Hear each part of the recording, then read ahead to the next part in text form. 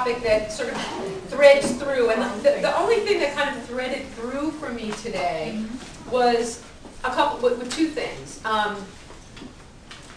Diversification. It's like everybody on this panel has done a multitude of things and is multifaceted and fascinating. So part of what I thought we could talk about is rebirth. What is that for us today? Suzanne and I were just chatting about the fact that this is a really difficult time for a lot of people. I'm not the only person going through shit right now. This is a time of transition in the universe, I think. And it's the age of Aquarius. It's the beginning of something new is going to come from this. How are we shedding our skin? What are we being reborn into? That's one thing I thought of. The other thing I was thinking is, Louise and I were talking earlier about closers. That so much of the world now is in frustration because people don't do what they say they're going to do. People don't deliver. We ask for things. We get dependent upon other people. We put ourselves in positions where we're at the mercy of others, and then things don't get done. And if we don't do them ourselves, how do we fortify and be the closers and find the other closers, and instead of entrusting ourselves to the people that make a lot of promises and then just leave us hanging? I mean, it's happened to me like 6 times in the last year to such frustrating proportions. So I don't know what any of that is, so I invite you to talk about whatever you want, ask any questions you want to ask, but those were just the things that was sort of on my mind, is, you know, how do we do it all? How do we find the people that can help us achieve our goals? What are they? Are they changing? How are we reinventing ourselves? Are we having growing pains? What's our creative process now, and what is it morphing into? Any of that. Anybody have anything you want to say? Yeah, and how do you support yourself while you create? Because it's very difficult to switch from like a left brain type of profession that drains every note of music out of your soul, you know, and then go home and go, oh, let me write, you know, let me sing my song, let me write the end of that song that's been hanging there for how long, you know? You know what, that's a better question, Victoria. I like that question because I would like to know the answer to it. How do we take this stuff we are all doing and monetize it? Larry, you monetized? No, not really. That's one of the, you know, questions of the universe. My answer to it is it can't be done. Oh, no. Yeah. That's too sad. So, okay, so that's my, okay, so let me take a little pressure off. That's how I've done it, is I didn't do it. I dropped out. I mean, I just, okay, I don't care. Francis Ford Coppola says the opposite. He said that he was starving. He wanted to be an artist, he wanted to be a director, he wanted to be a writer, and he wouldn't get married. This was, as he tells it, that he wouldn't get married until his art sold, until he monetized himself so he could support a family. He couldn't do it, and I don't know, through pressure or he fell in love or whatever, but he got married, and he had to get a job, and he had 2 kids.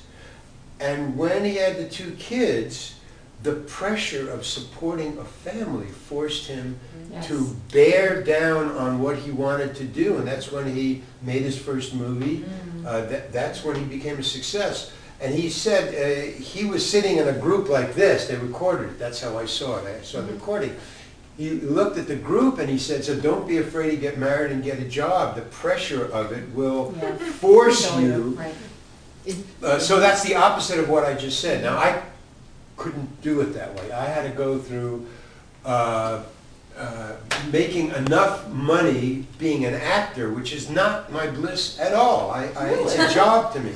I don't like acting. It's not fun. It's something that people hire me to do. And you're so amazing at it. I can't believe that. Well, here's how I finally woke up to that. And I go, wait a minute, I'm making all this money for all this other people. Why don't I write my own stuff and be my actor in my own thing? And then that would kind of, you know, and did you make money at it that way? Well, finally, yeah, but what I had to do was I had to save up enough money, put it in the bank from acting. So, and put it in the bank and say, okay, I am gonna now just do 2 years. I don't care what happens, I am not doing anything else except what I fucking wanna do. And you are, that's a lot of pressure because nobody wants you to do your own thing. That's the one thing you gotta understand. Exactly. Nobody wants you to do what you wanna do. I disagree completely. Okay, cool, I think that's okay, what the world okay, wants, is but- for you to do what you want to do. Oh, wait a minute, No, no, wait a the minute. universe, The not world wants you to do what you want to do. The universe wants you to do. Yeah. But your next door neighbor, your mother, and your friends don't.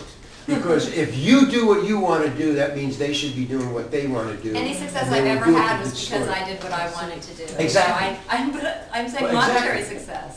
Well, But it you doesn't have really to matter. push past But the that's what we're talking resistance. about. No, all I'm Yeah. saying is do what you want to do. That's what you want to do it.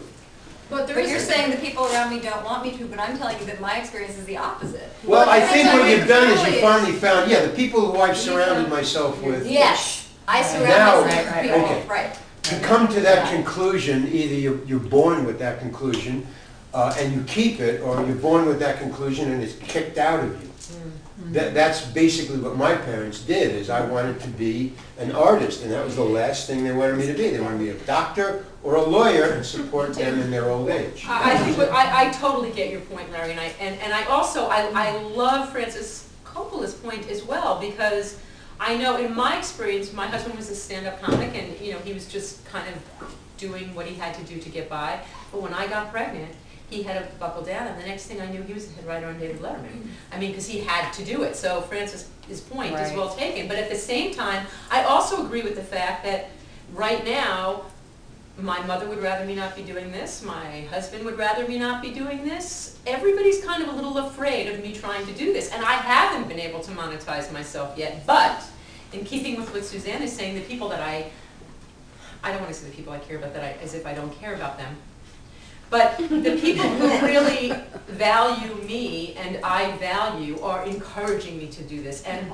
I believe that if I keep doing what I love, which I am passionate about, the money will come. I might be 90, but I do believe that I will find a way through what Francis said, because the reality is I'm going to have to. I have no choice. And the fact that I went through this whole horrible weekend of having to do all this disclosure and stuff, like, okay, now I'm hit in the face. I've got to figure out now how to make that real.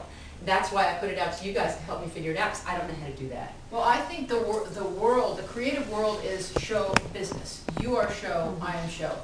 And the business end of it, they don't have anything to sell if they don't have us. Where are they? But they don't want to hear from us. So they don't get it, and you just have to keep pushing and pushing until it's really clear and you're undeniable. Then they'll say, okay, here's some funding, or you know, to partner yourself with someone that has a business head when you've got a creative. I think most of the people in this room Yes. we're the creative people, and Yeah. I know from Premier Radio Networks, which is a company that I started in the 80s.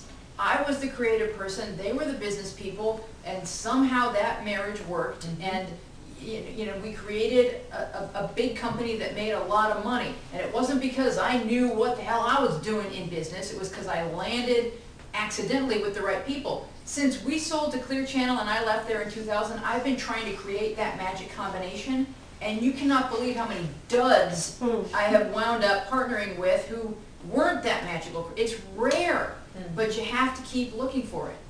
It's you teaming up with the people who are good where you're weak. Always be the stupidest person in the room. There you Well, go, because I you're was learning, the you're opposite. hearing, but I people Don't be the say- smartest, I was that right. doesn't get you anywhere. smart geek one with the artists. Mhm. But they ended up relying on me too much, and that's what broke it up. Artists can So- be just as But he- disappointing, you know. as- yeah, and it ended up where he stopped being artistic and expected me to start coming up with everything on both ends. Mhm. And so now I ended up breaking up and I'm doing it on my own. And so I'm both parts, and it's kind of like, you know, I wish I had the artistic person, because you know, the technical stuff I could do, the business stuff I could do. The other parts where I'm going,